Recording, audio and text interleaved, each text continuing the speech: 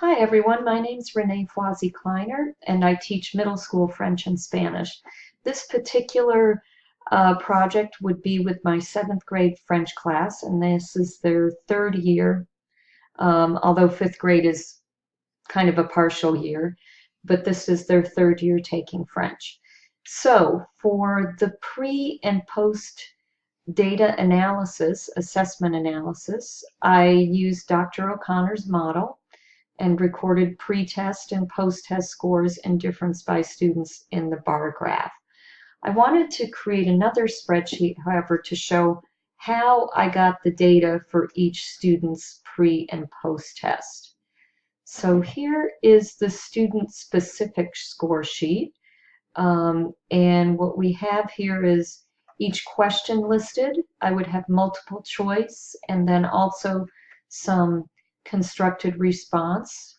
The constructed response is often to test vocabulary and skills that will be assessed more deeply with a rubric in the performance segment of the learning segment. However, the rubric did not lend itself well to a pretest, so I also made constructed response questions that would work well for a pre and a post test. And the combination of those with the multiple choice gives me a total score per student. For the constructed response, students would get 2 points for each correct answer, 1 point if they got at least part of the question correct, and 0 points if they were incorrect or did not answer. For the multiple choice, some of them I may elect to give partial credit,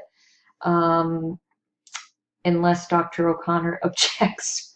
But oftentimes with multiple choice, if there are 4 questions, 4 possible answers, 1 answer is completely wrong, 2 are often partially correct, and then 1 is clearly the correct answer. So for the partially correct ones, I might give them 1 point and 0 points if they choose the one that's completely wrong or leave it blank.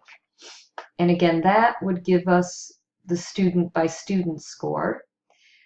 For the performance assessment, I created a rubric, and again, each student would have their own score. I could put this in a separate spreadsheet as well, but I like the idea of having each student's data all together in one spot.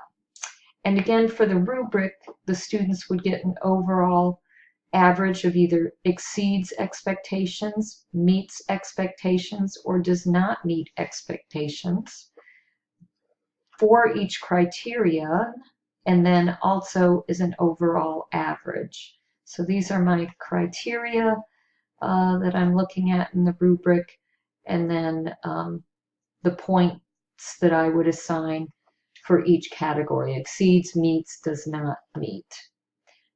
Now with the rubric, difficult to do a pre and post assessment because it's really all post assessment. However, I thought it would be instructive for both myself and the students to see how they rated themselves on their rubrics versus how I rated them, and then compare those numbers. Thank you very much, and I look forward to your feedback.